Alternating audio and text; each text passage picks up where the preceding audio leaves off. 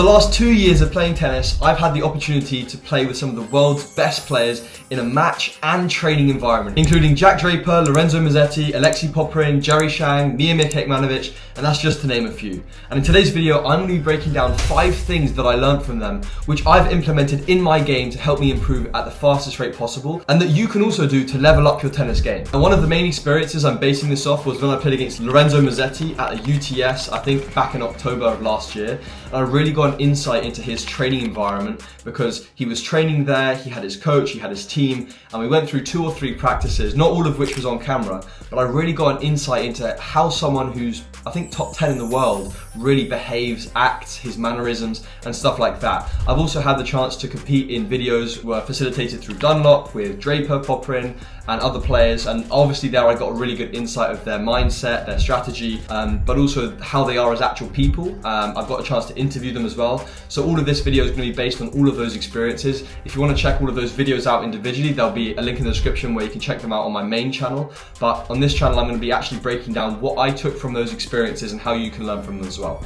So let's start with the first thing, professionalism. So with every single one of these players, the one thing that stands out above the rest, above playing with any other player that I played with, is just how focused they are on tennis. And I think it's really important because, you know, for example, Jack Draper, he was supposed to come and film with me a tiebreak to 10 video or a 30-minute filming session. And now they don't have any sort of obligation to come and compete. I obviously wanted to do a tiebreak to 10. I think that's always the coolest way to kind of actually compete against a pro and ask him some questions. But it turned out that the day was super windy. We did it anyway, but overall it was a little bit botched. So obviously with that in mind, Jack actually turned up with his coach, ready to do 30 minutes of warm-up and drills before we actually played the session. Now, in comparison, a lot of the other pros didn't do that. They kind of turned up, played because they had to do their media stuff, didn't really do much of a warm-up. Now, obviously for me as a professional player, you know, if they're not warming up, it's not really a fair kind of comparison, and it doesn't really get the best out of the content. And I really respect players like Jack, who are at the top of the game for a reason, because he came there with his coach, was ready to do an actual 30-minute session, hitting balls, preparing basically to play against me. And I was a little bit shook in a way, because obviously I was like, he's taking this really seriously. But I think it's a testament to show, you know, how seriously these guys take it, that even in an environment where, you know, he's just filming, he's having a bit of fun, he's not playing a match, he's still taking it extremely seriously from a warm-up perspective, from a match perspective. And,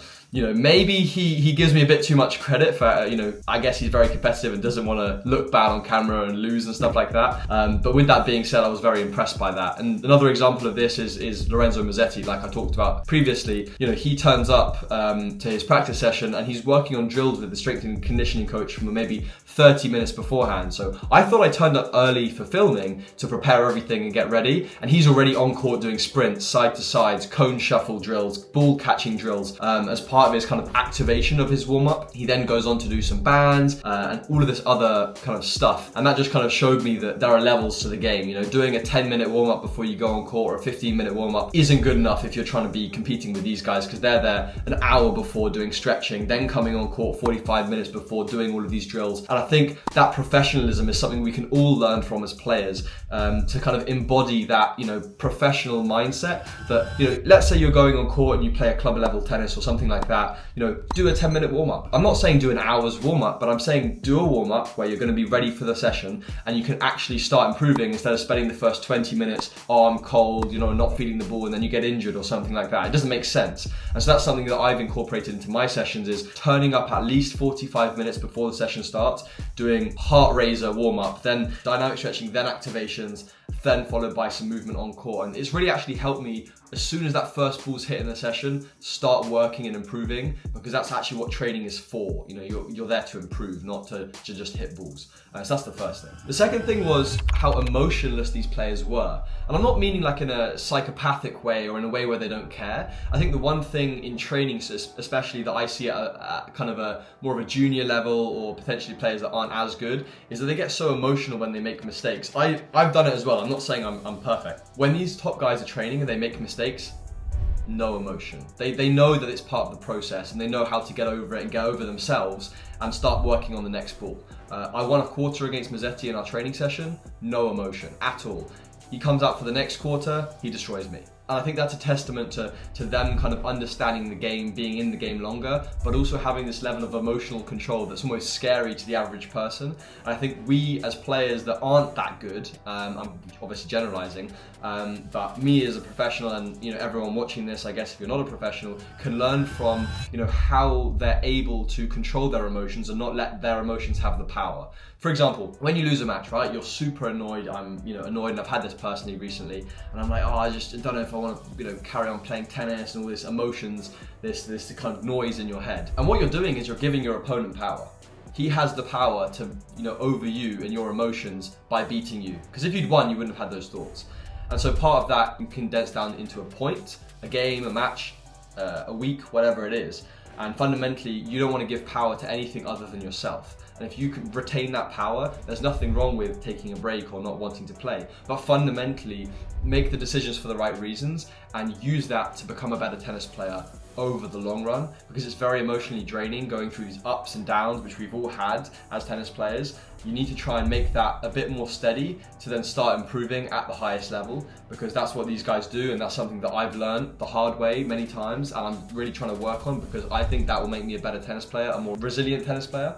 I think if you can learn to be a bit more emotionless on the court, it can really help you. Thing number 3 is tennis first. So what do I mean by that? So a lot of these players, have this mindset of tennis first when they're on the court.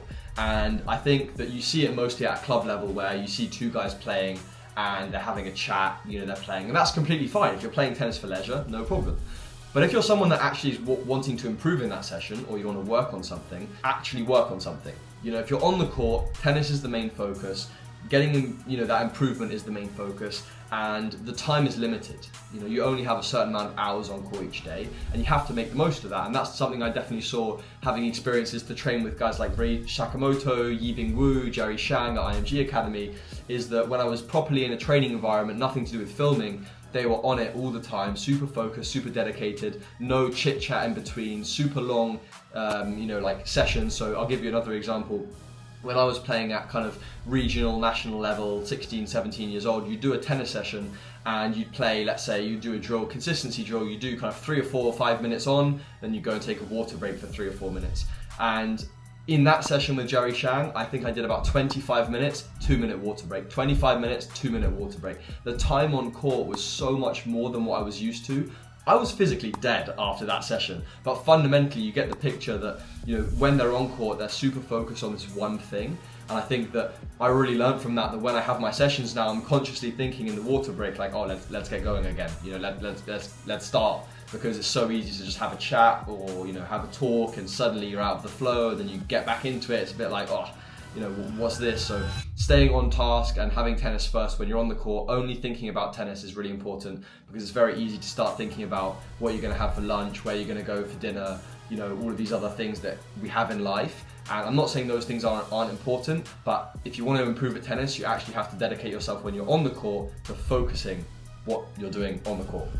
Thing number 4 is attention to detail. Now this is a really important one, because fundamentally I think it kind of goes for everything in life, but the one thing that I saw, with a lot of the players like Jack specifically, Musetti specifically, Popperin specifically, was this attention to detail on the court, where they're trying to optimize everything. They're trying to really focus on each element of their game and kind of break it down. So what does that look like? So let's say I'm trying to work on my forehand and I really want to improve it. Instead of just hitting forehands cross, they do specific drills where Jerry Shang's a good example. So he would go forehand cross, forehand line, forehand cross, forehand line. So what he's working on is the change of direction. Every now and again he changed the height, the shape, the spin. So he's creating that variability on his forehand.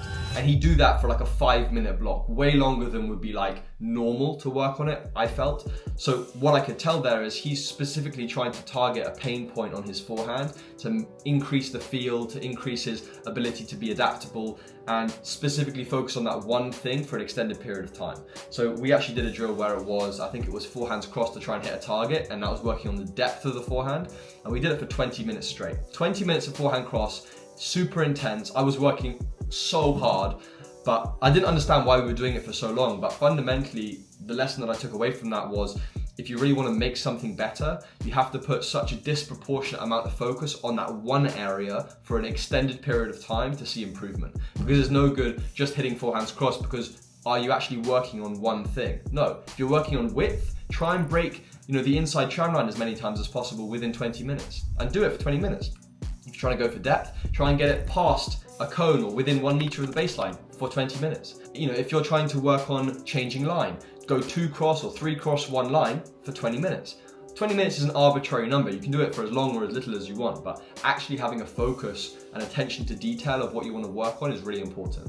And the other thing that, I think a lot of these players kind of taught me fundamentally as well was, the importance of knowing what to work on. They obviously have a coach which helps them with that, but in most environments, I don't have a coach with me. I have a coach in general, but he's not with me all the time. And so I have to kind of be self-accountable in those areas, as I'm sure a lot of you are as well.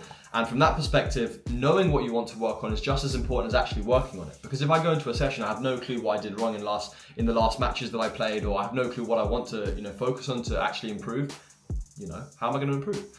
And one thing I kind of talk about it in last week's video, I'm going to be talking about it in more videos, is recording your matches is so important. Knowing your data, knowing your stats, figuring out how you want to play. What do the best guys do? I'll give you an example. Let's say on serve, the most important shot in the game. If you know that, there's a stat which is basically if you get 2 free unreturnable points, if they can't return your serve 2 times in one game, your chances of winning that game are 99% based on loads and loads of data. And so, okay, I know that if I can get 2 unreturned serves and my serve's good enough to do that, I've got a very, very high chance of winning these service games. Or for example, for me, I love the serve +1 patterns where I try and get on my forehand. 72% of points played on the ATP and Junior Tour, the first ball is a forehand. Okay, so that, I can extrapolate that and say, okay, I know I want to hit a serve and forehand. I know that the data suggests that that's going to give me the highest chance of winning the point. I'm going to work on that. I'm then going to see what I do in a match. What percentage of first ball is a forehand? What percentage of points do I win?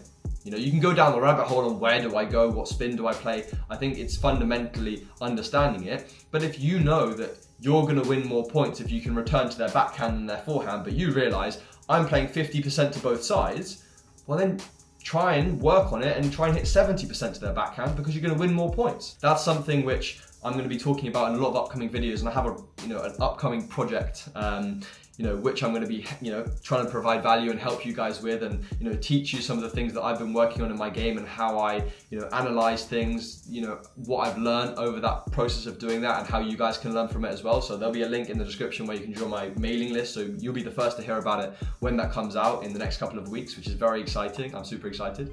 And with that being said, let's go on to point number 5, the final point: preparation. Every single one of these players looking for a spare grip in their bag, or I forgot my cap, or I'm not sure where my shoes are, as I'm sure a lot of you have experienced, and embarrassingly I have as well. I remember a session I played entirely in school shoes because I forgot my tennis shoes when I was 7, and that was so scarring that I've never forgot my tennis shoes ever, literally not once. But fundamentally, preparation all the way down from what they have in their bag to their warm-up, to them being on court, to them playing points or filming or whatever it is, that preparation and attention to detail is immense. And I think having been on court with some of the world's best coaches like Patrick Mouratoglou and some other coaches, that's something I see from the coaching side as well, is that they've prepared the session, they know what they're working on. They could almost outline it to the minute before they go on court what they want to work on. Now that might change based on the player's preferences, but they have a plan. And that plan leads into what I said previously, knowing what to work on, because then you're prepared to improve.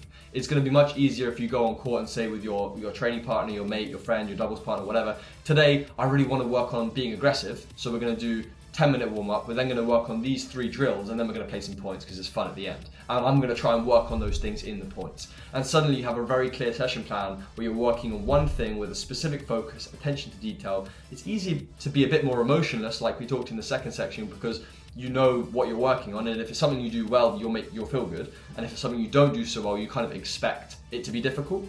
Everything in life that is kind of worth having is difficult to get. So you have to go through that process and be understand that you have to have an open mind to learn. That's obviously very important. And that's why preparation, in my opinion, is the most important thing, because if you prepare correctly, you're setting yourself up for success. And if you fail to prepare, you're setting yourself up for failure and disappointment, because you're not really sure what you're looking for. And I think in tennis, it's such an emotional sport. It's such a sport where stuff can go well and go badly. Go through those bad times, and prepared when those good times arise to capitalize. So yeah, those are the 5 things that I learned and how I've been incorporating them into kind of my tennis world, tennis life, tennis game. I hope you learned a lot from the video. I think I'm definitely going to be trying to provide a lot more value on the channel over the next couple of weeks. So if you did enjoy it, leave me a comment of what you thought, whether there's anything that you notice in these guys' games or anything specific which you also think is worth adding. Leave it in the description. I'll try and read and comment on as many of those comments as possible. You can also subscribe. I'd really appreciate it to make more of this type of content, and join the mail list in the description if you're excited and want to see what project I'm talking about in the next couple of weeks, where you can learn a lot from. Trust me, you will learn a lot. But with that being said, thank you guys for watching. I hope you enjoyed, and I'll see you guys in the next video.